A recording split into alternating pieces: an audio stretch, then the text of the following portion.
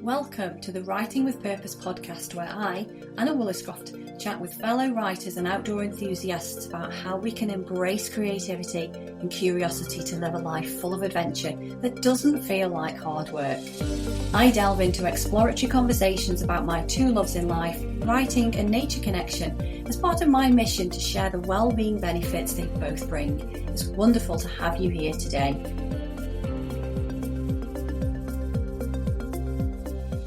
In this episode of the Writing with Purpose podcast, I have an incredible conversation with multi-genre author Lisa M Billingham about her debut novel Katie, a New Chapter, which is a self-help work of fiction based on her life experiences. We also talk about her other novels, writing projects, and where she finds inspiration.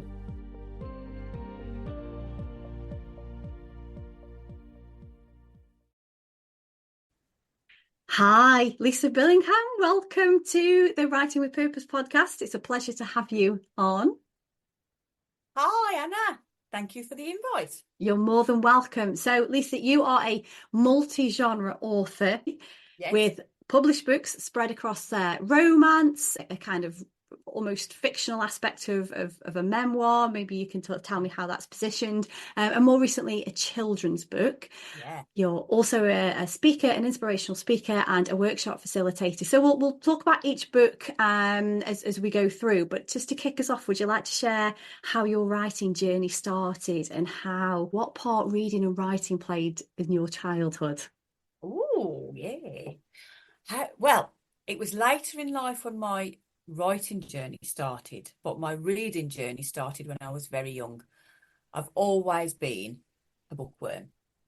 Yeah. Always. I always used to love reading, and I can't actually remember a time. I don't remember my childhood very well, but I can't remember a time when I didn't have my nose in a book.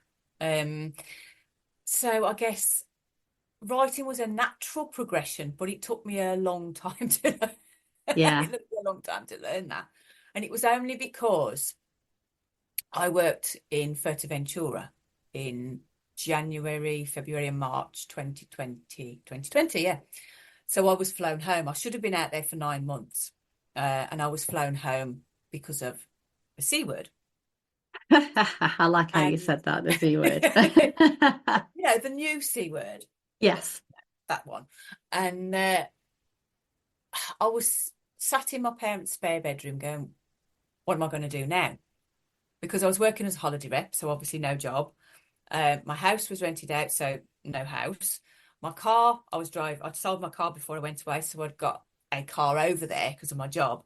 And I'm like, oh. So it was kind of stripping everything back to the bare minimum of like, okay, you've got your brain, you've got your hands, you've got whatever. What are you going to do with them? And I'd said 12 months virtually to the day before, no, that's not right. 12 months ago to the day, virtually, when I started writing it. I'd been on a course about writing a business book. Yeah. And it just didn't feel right. I just thought, no, I don't want to write a business book. I was trying to be a coach and a crystal therapist, and I just thought, no, I don't want to write that. I want to write my story. So that kind of was bubbling away in the background and never thought anything of it. When I was working away, a couple of mornings I got up and I just started writing, just from nowhere. And I left that. That's probably still in the cupboard because I haven't done anything with it. And then when I came back, I started to dig out some notes and started to make some notes about what I wanted in the book and how I wanted to write it. I got to a certain point where I'm like, I can't go any further without any help.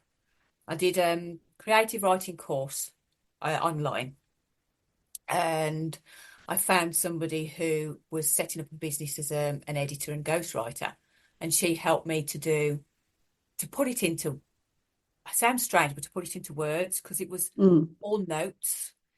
It was just, and at that point I was like, I'm ready to publish. And she's like, no, you're not. You're not even close. And I'm like, oh, I think I cried for a week. Oh, no. Oh, no.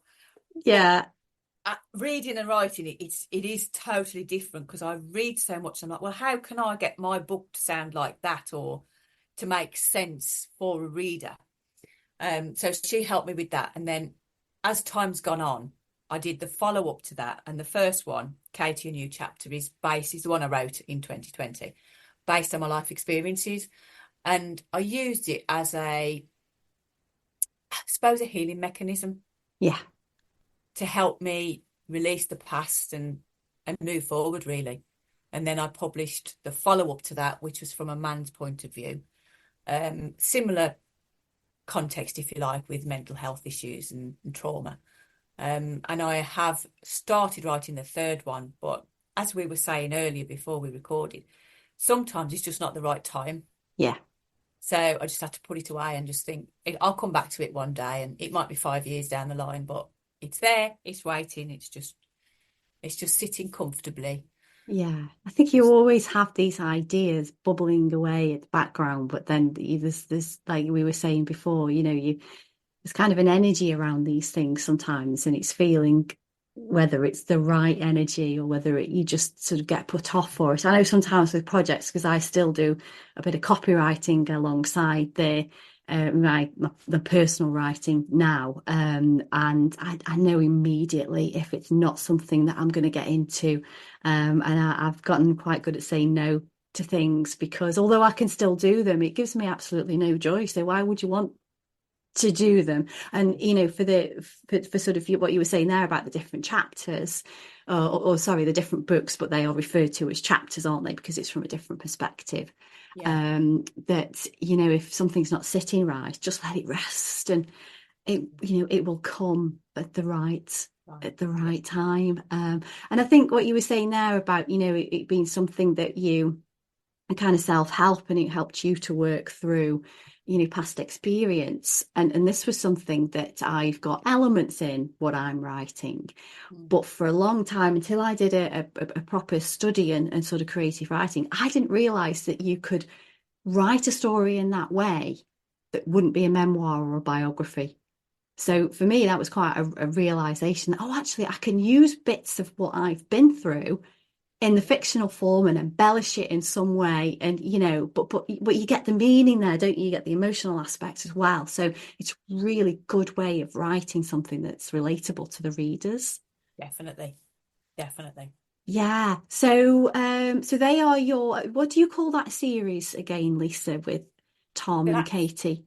That first series is Never Look Back. Never Look Back. Okay. Yeah. Yeah. And these random things come from nowhere, and I was like, well, what? Why did I call it that? And I still don't know. But it was one of those where writing it, obviously, I was looking back. And with Tom, I was still looking back as well. And if we never look back, we can never see how far we've come. Yes. But there's also the reverse of that sometimes it's not advisable to look back, because you're actually concentrating on the now and working towards your future. And I had counselling, coaching, all sorts, therapy, everything when I was struggling with my mental health. And 99% of them wanted to rake up the past all the time. And I'm like, what? I stopped in the end. I was like, what good is this doing me? Yeah. And it wasn't really until I started writing that I actually could look back and go, no, I didn't want to rake up the past then. It was right for me to do it now, which was years later that, I'm writing about the domestic abuse chapter. And it was blooming hard, but it was the right time. Because it was like, well, it's important. It's an important chapter to get in the book. And my friend who was helping me was like, if you don't do it, Lisa, you can't publish the book. And I'm like, And at that time, it was more about, I want to publish the book, rather than it was thinking about it's the healing process. So that kind of triggered something in my brain to go, yes, you've got to get it written, basically. Yeah. And working through that was quite hard. It was one of the hardest things I've ever done, I think. And then when I recorded the audio version of Katie, obviously I was reading it, and I hadn't read it since I'd written it. And it was quite cathartic in the reading it, because it was like, yeah, it's not affecting me now. Yeah. I'm not upset by it anymore. It's one of those things. It's in the past, it's gone, I've moved on. Yeah. And it was quite a good way, actually, to sort of realise that I'd moved on, was by having to read it again. and thinking, oh, yeah. And I noticed a load of mistakes, which, oops, but Yeah, you can keep first book, reading isn't and it? yeah, you can keep reading and reading. You'll always find something, won't you? Yeah, Yeah, definitely. but I think that's a really powerful example there, what you've shared. And it's great that you've been able to take yourself through that process and heal from that, and having that writing be the process that's helped you to, overcome the feelings, and to actually think, oh, okay, well that's happened. I'm over that now. I'm in a much better place now. And I can acknowledge it without, suppressing it somewhere and having that come in other forms like mental health does do, and physical as well. Yeah. And I think that you're right. When I've just been to a journaling festival, and one of the speakers there was saying that she never actually explained what it was that she'd been through, but she'd had a trauma in her life. And she had gone to lots of different counselling sessions, therapy sessions, and nothing worked for her. She was not able to get over this in the way that she wanted to. And then there was a friend of hers, which must have been a short story facilitator, and she'd gone on this. I think it was an in-person session. Or sessions, and she started writing this story, which was just basically her account of what happened. And she said everyone at the Oh, end was saying, "Wow, that's amazing! It's really yeah, good, oh, that it's that good, it can't be true," sort of thing. And she's thinking, yeah. oh, that's absolutely true. But that was the thing that allowed her to get over her trauma and heal from it. Yeah, which is the writing process. People don't give writing the credit that it deserves. So you describe yourself as an intuitive writer. Yeah. Is when you're saying that sometimes, oh, it's not the right time to write this story or to approach this, is that what you mean by intuitive? Listening to Yeah, yourself. I think it's that is part of it. I think it's a lot to do with, for many years I did so many things that I didn't enjoy doing, that I was out of sync with, that wasn't it wasn't me. I Yeah. worked in corporate for many, many years, and I spent most of those years trying to get out of there. And I think it was more about me being connected with me. You can talk about being connected spiritually, or, whatever you believe in with religion, or otherwise. But I think it was more, the more I learned about myself, the more me I became, Yeah. which sounds a bit bizarre. But I was always trying to be and do something that convention told me I'd got to do. So I've got to work. I've got to do this. I've got to earn this living. I've got to run myself into the ground. And that was in effect what I did. And then all the counselling and things I'd had afterwards. And like the lady you were talking about earlier on, I didn't find it worked for me. Mm. And it was using the tools at my disposal. So the writing, when I started doing the writing, that I really started to see a difference. And I'd use the crystals, I'd use cards, I'd done readings, I used to do mediumship readings myself. And then I just thought, this isn't right for me. That I can do it. I've had some really, really good messages, but I found it was draining me. You might have a noise there. Do you hear anything? No. Um, I found it was draining me, so I thought, I've got to stop conforming, basically, and I've Yeah. got to do what I enjoy. And I'm in a really, really good position to do that, and I'm really grateful, because a lot of people aren't.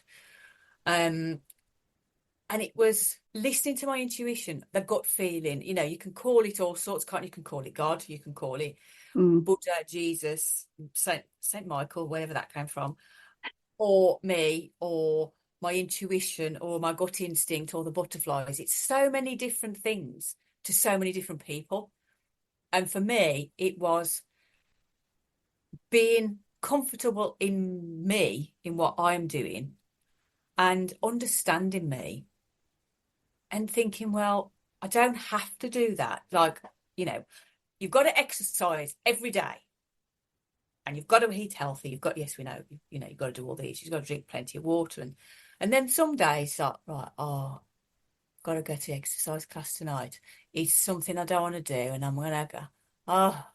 And I was forcing myself. And you do get to that energy, don't you? Because you're like, I really don't want to go.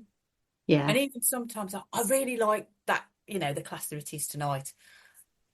But I'm still not going because I don't feel like it. I don't feel I need to go. And like with choir, I was told when I was very young that I couldn't sing. And it was only when I was 46 that somebody got me singing on the radio show I used to do. And then I started having singing lessons. No, 40, I wasn't 46. I was 48, sorry. And I started to learn to sing. And she's like, you can sing. You just need to train your ears as well as your voice. And I thought, oh. So for 40 years, I'd believed I couldn't sing. Yeah. I think, what could I have done in that 40 years that would have been made my, changed my life in some way? And that was partly, then I realised that like sometimes believing other people's not actually right for you as well. And Yeah. you think, now I listen more to my intuition, coming back to intuition, it's, I believed that, but somewhere deep inside, there was a question mark. Yeah. And yeah, it was, you knew that it wasn't 100% true true at all. Yeah. yeah. Yeah. But you'd listen to someone else instead of yourself. Exactly. And we do it, don't we? We do, because we Yes. think, oh yeah, they've lived it, they know it. And we can always advise, well, this worked for me. And or I can pick up on certain things, like you say, intuitively. But it's at the end of the day, our life is our choice, isn't it? Yeah, It's gotta be what's right for us. definitely. And it's taken me so long to learn that. Yeah. Now I recognise the signs of, oh, that's bad, or that's, perhaps you shouldn't take that path. And I keep getting those signs, and it's like, hang on a minute, why am I still doing this? Then it Yeah. happens again. You have a little while, oh, that's a good one, this path feels really good. And then, oh, look over here, there's something that's caught my eye, and oh, let's go down there. And then you go, oh, maybe I shouldn't have done, come back. But until you get there, sometimes you don't know. No. You've got to go through that process, haven't you, of like, well, I'll try it and see. But now I'm like, well, actually, I really want to do that, so I'm going to do it. Or I'm not sure. And now for me, a not sure is actually a no. So you And it don't might wait come for round something again. else. It's always a no. Yeah. Okay. Exactly. Yeah. So you've probably learned that that's a no by following those little breadcrumbs for a bit and then getting to a point thinking, no. So you kind of, it's been a bit of a lesson learned for a few times to realise actually that is a no. Yeah, it's a bit common sense, what really, but it's like,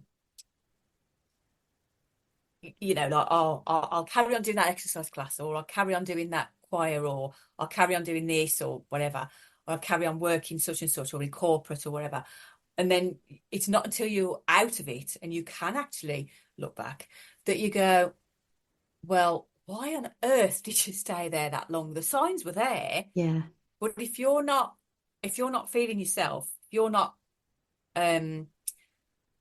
recognizing the signs, then the signs can be there all you like. There can be massive neon bright things, but if you're still not recognizing them, it doesn't make any difference. It's until you recognize that, oh, actually, maybe not.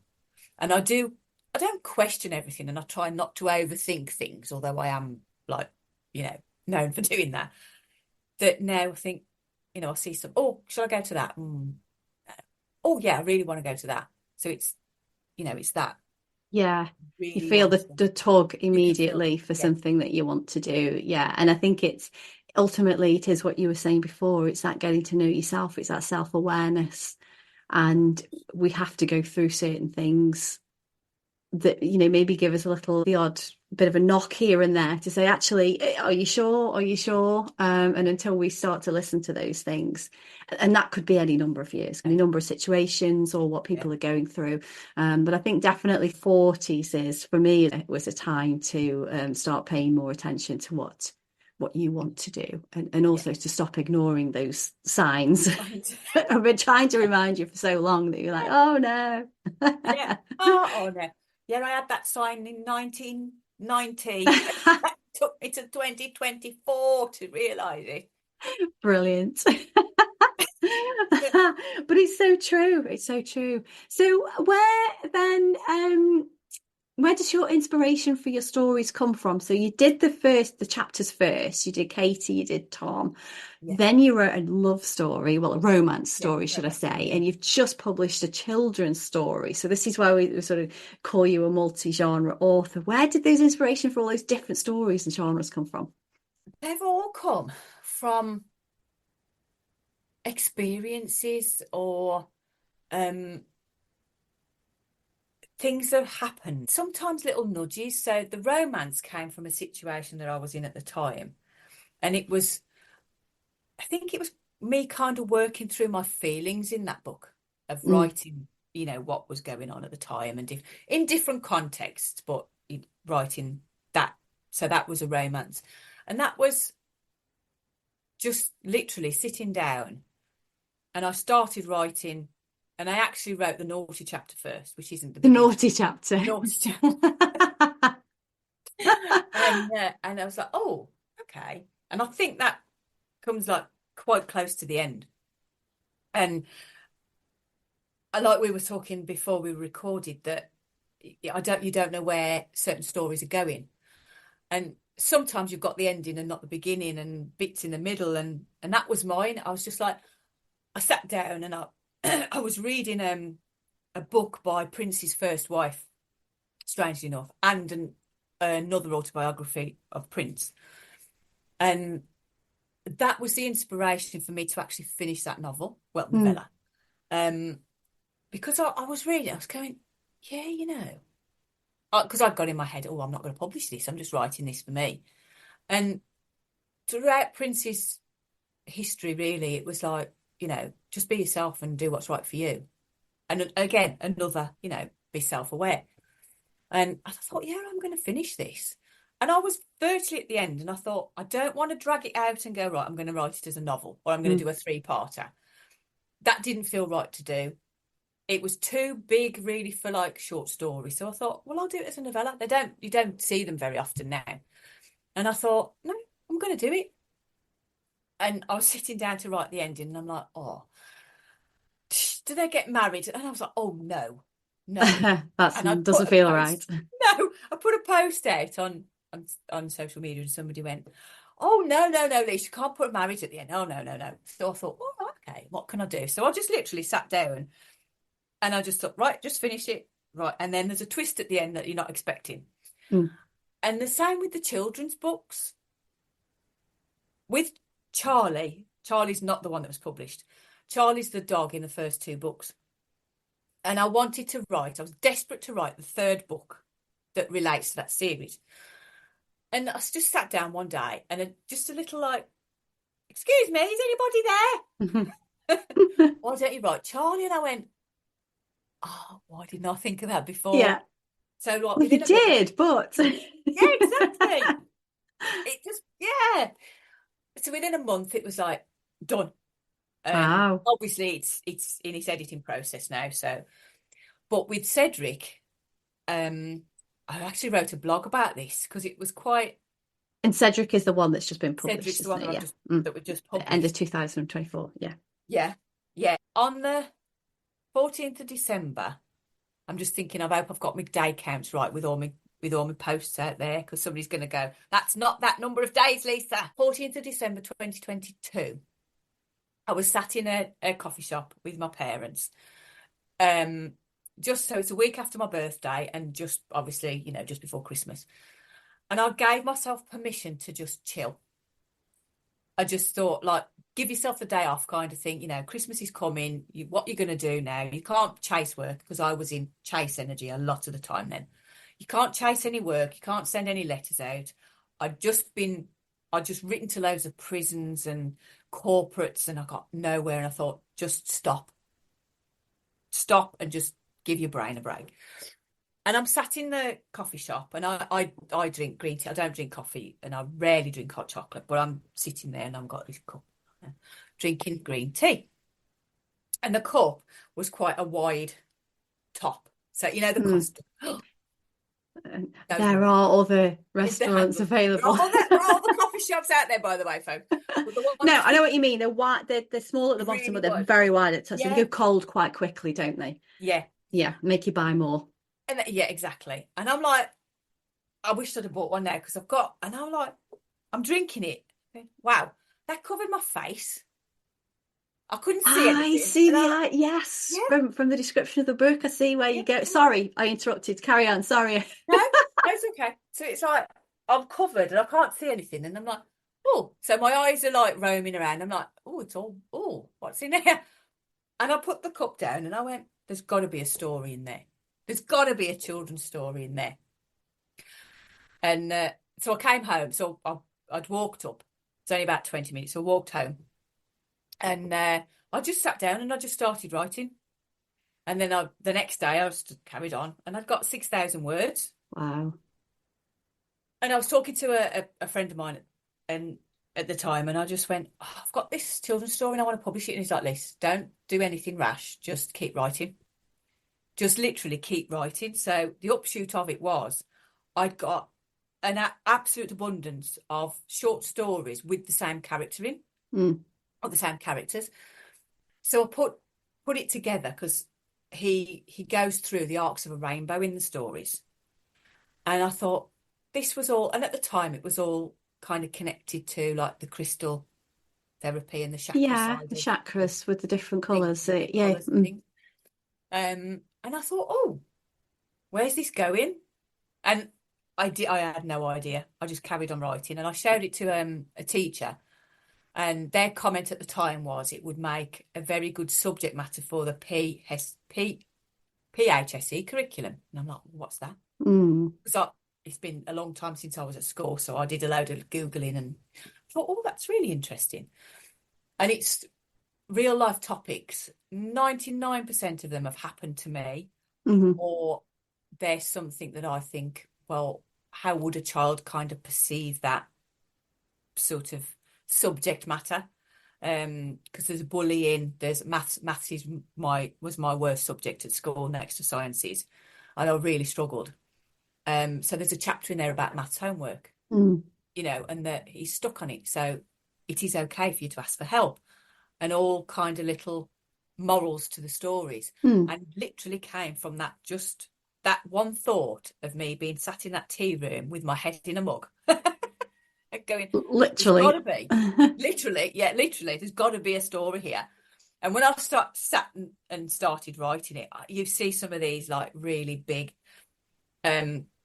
coffees and chocolates, don't you, with like cream and yeah, I couldn't drink them. I do occasionally drink hot chocolate, very very occasionally, but only a normal one, because I couldn't eat the stuff with the cream and everything on. It's just too sickly. And I put that, and I thought, well, I'm not being funny, but a child is not going to go, I'm going in a tea room for a cup of tea. No, you're right. Have a green tea, Mum. Yeah, I don't think so. So I thought, what can I kind of do? So it was like, hot chocolate is a classic, isn't it, really? Yeah. With all the trimmings and things. And yeah, it kind of just grew from there.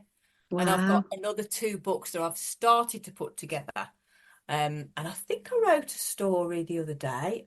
I'd had a cold a couple of months ago. And I thought, oh, I haven't done that yet with any characters, actually. So I thought, so I wrote Sedrick had a cold the other day. So brilliant. Hopefully that'll end up in one of the later books. Yeah.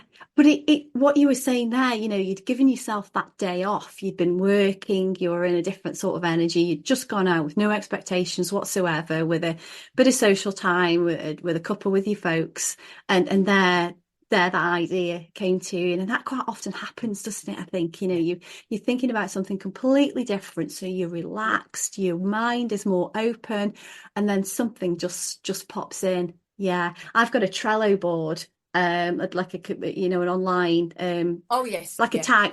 You just create notes, like post-it notes, but an electronic version. Yeah. So if I get an idea now, I try and transfer it there, so that anything that I want to revisit later is just put somewhere. But I think part of it is like what you were saying, You freed up a lot of your time, and because you going right back to before you wrote Katie, you'd got that time just to think and be and let the ideas flow. And quite often, with how busy life is these days, we never get that time to just let the ideas flow. Which I'll ask you another question if that's okay, because that's just led me on to something. I go outside quite often to have those kind of expansive moments, if you like, and to leave the work inside, step outside with a thought or something like that and see what might come. So I'm a big believer in nature being one of those sort of creative prompts, if you like a bit of a co-facilitator, the same as going into a coffee shop or something, which I know a lot of people get inspiration from that, right? But what role does nature play in your life? Do you have any of those sort of links with nature, or any aspect of outdoors? I'm a tree hugger. Oh, brilliant. Oh, you would have loved one of the workshops that we had at the weekend, because it was all about trees. Oh, what? Really? Yeah, it was all about trees, this journaling workshop. It was a lady called Jackie Holder. I'll send you the details.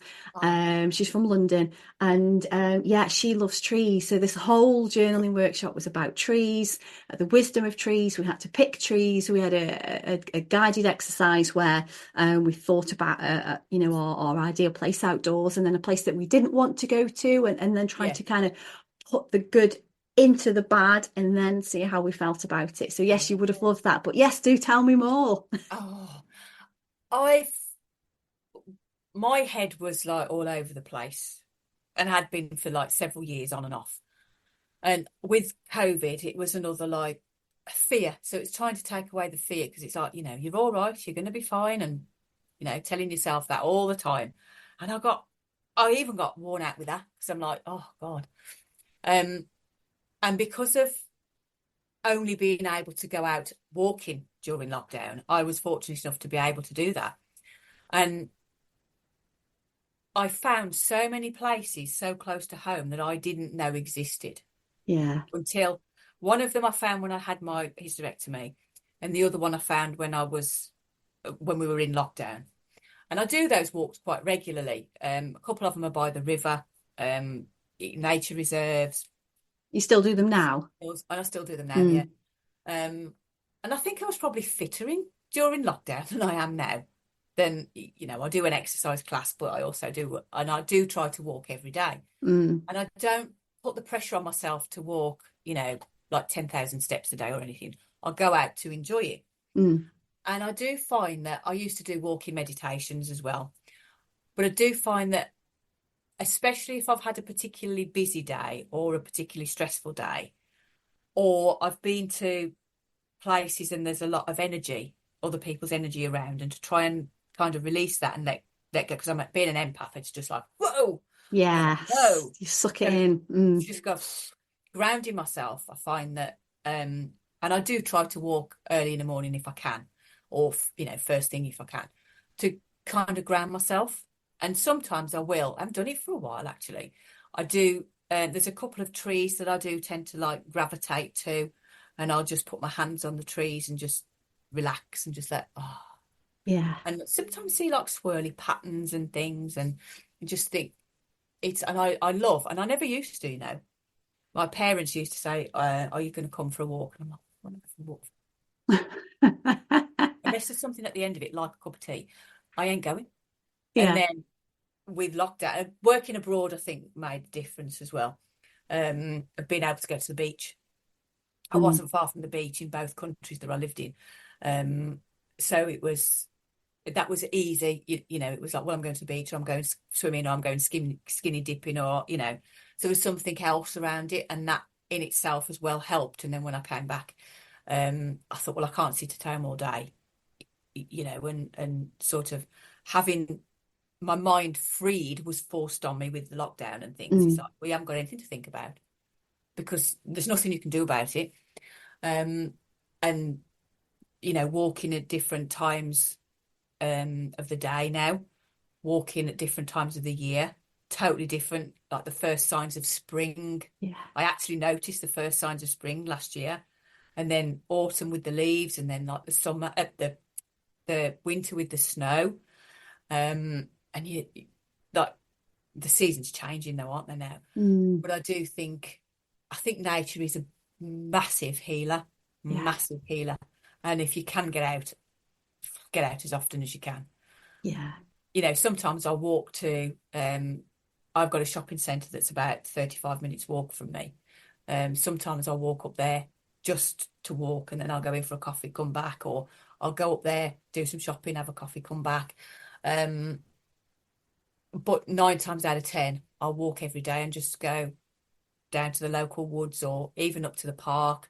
Sometimes a short walk, Mm. but just to de-stress and just to like chill. Yeah.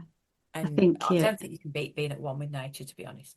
no, I totally agree. And I think, again, some people live in places where that's not easily accessible, or they get into a routine where, particularly if they live in a city, they probably work long hours and then they have social with the friends afterwards, or they just go home and, flop in front of the TV, and nature doesn't really get a lead in at No, all in those sorts of situations.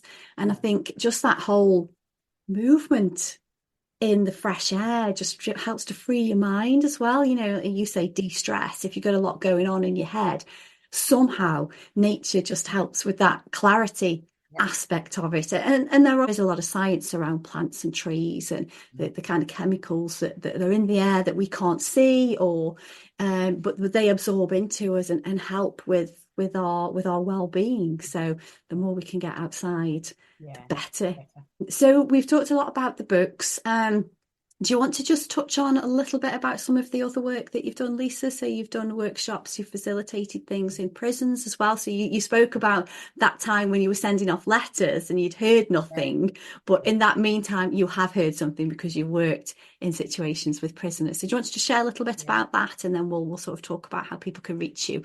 Oh, okay, thank you. I have, yeah.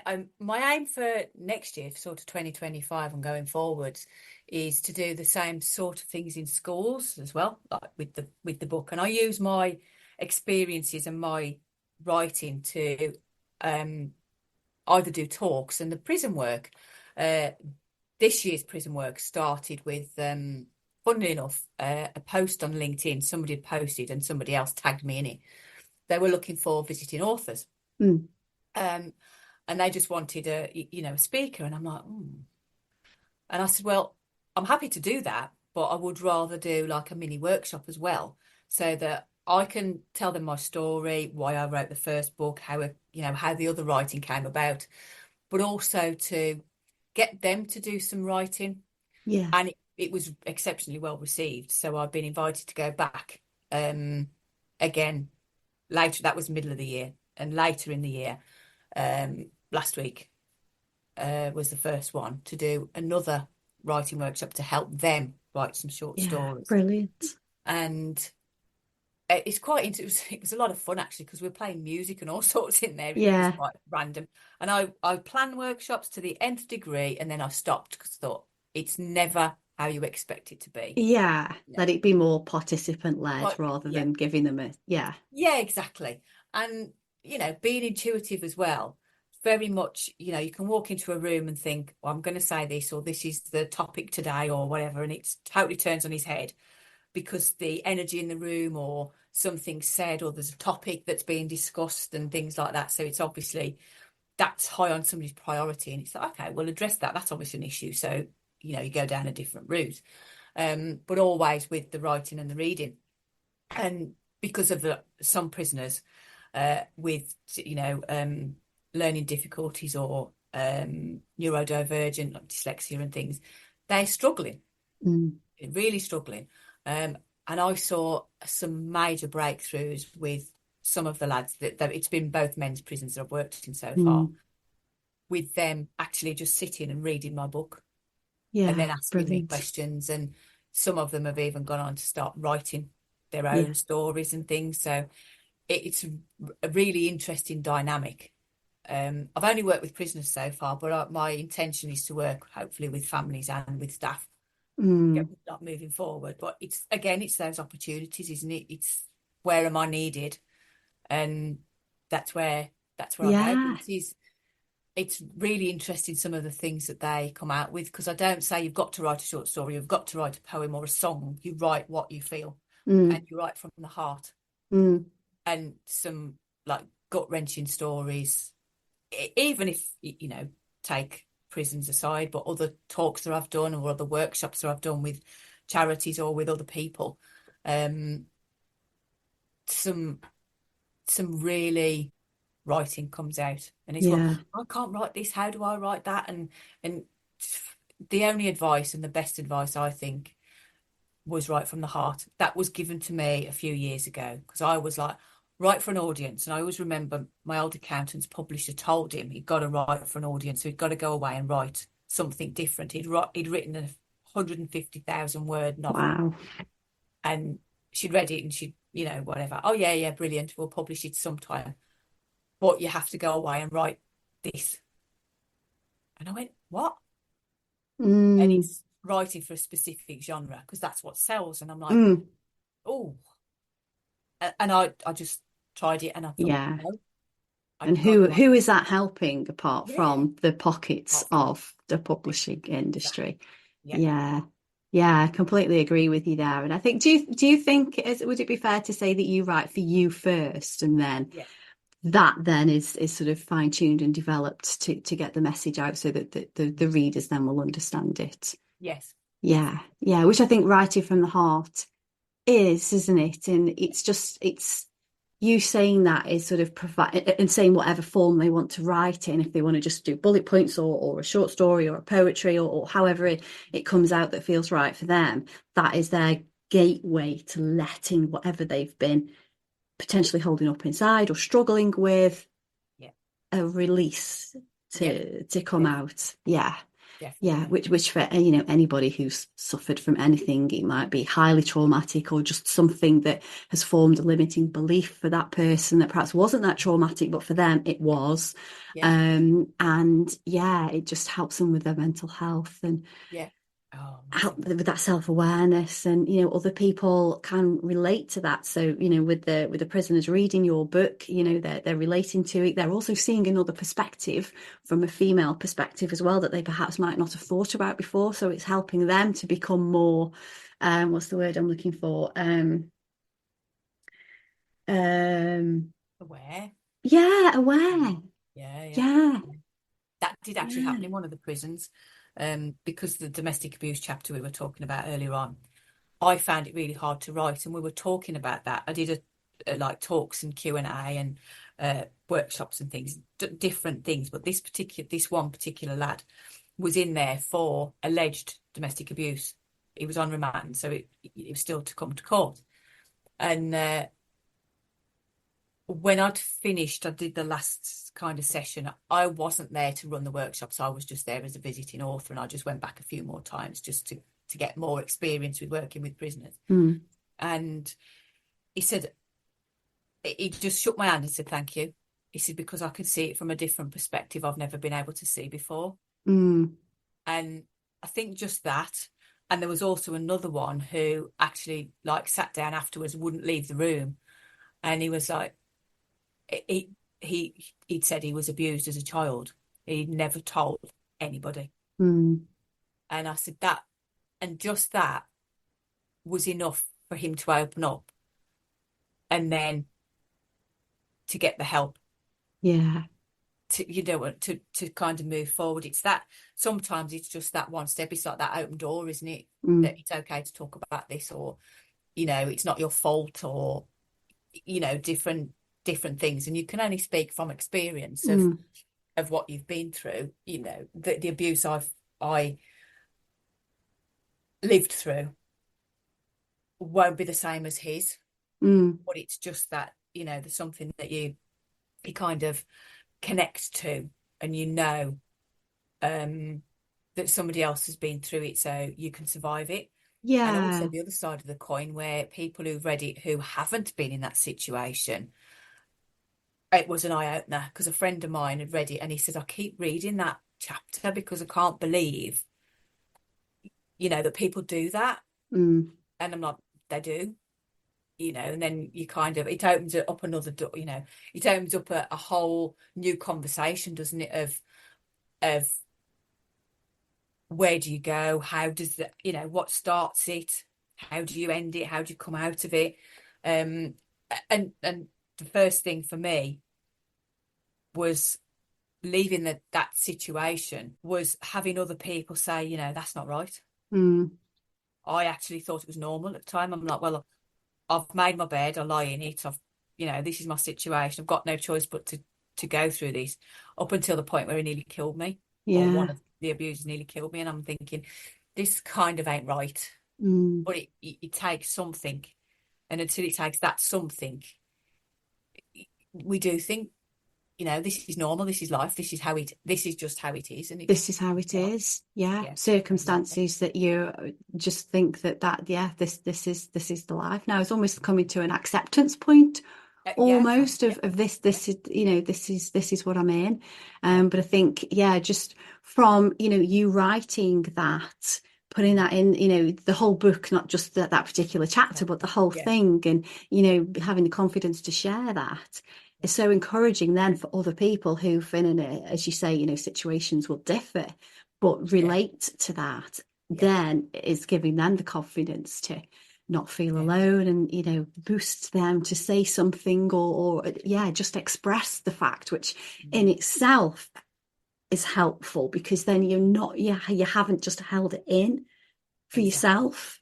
There's then going to be a support network for them. Exactly. Yeah, definitely. So well done, first and foremost, and putting that first book together and having that as your own healing journey, and then being able to that with other people and help so many other people with that. And look where that one book has taken you, to all of these other facets of writing and sharing, and it sounds as though you're on a roll.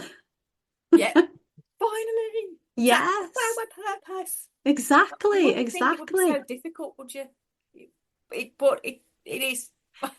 Yeah, it is. But I think, like we've touched on before the recording and during the recording, that there's so much other stuff going on. Sometimes we just don't have that space to think that there could be another way, or there's other choices out there. And as well, the cost of living and that sort of thing. Now, if people are in a job, they don't want to change a job or swap and try and do something else, because there's a lot at stake, particularly if you've got a family.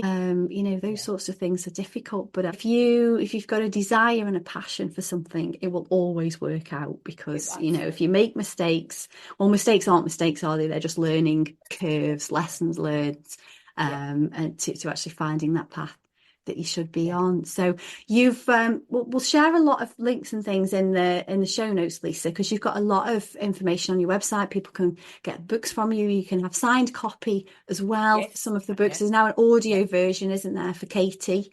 Yes, there is. And you also offer one-to-one sessions with people, and also coaching to help them get their story out there as well. So we can share all of that stuff in the show notes. Is there anything that you want to draw people's attention to, and how best can they contact you as well? I don't think so. It's one of those things, isn't it? For so many years, I've kind of posted on social media of all sorts of things, and I think, you know what? I actually enjoy it more when I've stood back and I've gone, I'm actually posting something that I've enjoyed. I've enjoyed doing these little snippets of Sedrick, which are starting to come out now. So by the time this is released, we'll probably be partway through those little snippets. But my email address is lisa@lisambillingham.com. So if anybody wants to get in touch with me, then please feel free to drop me an email. And like you say, there's my website and all the links that will be in the notes. Perfect, thank you. And you also have a newsletter that people can sign up to and find out how to get some hold of new material, and you also share the experiences that you go through as well, so people can see how you're getting those ideas and the writing journey that you're going through. So well, it's been absolutely incredible to chat to you, Lisa. I mean, we've had a pretty good conversation before we started recording. So yeah, we have. You are one of those people that I could just natter to for ages. So but we never met face to face, have we, in person? So no, we should so we should do that in a coffee shop with a big definitely open topped mug. Get your head in a cup of hot chocolate. Most definitely. So yeah, brilliant. Thank you so much. It's been an absolute pleasure even to chat to you. Thank you so much, Anna.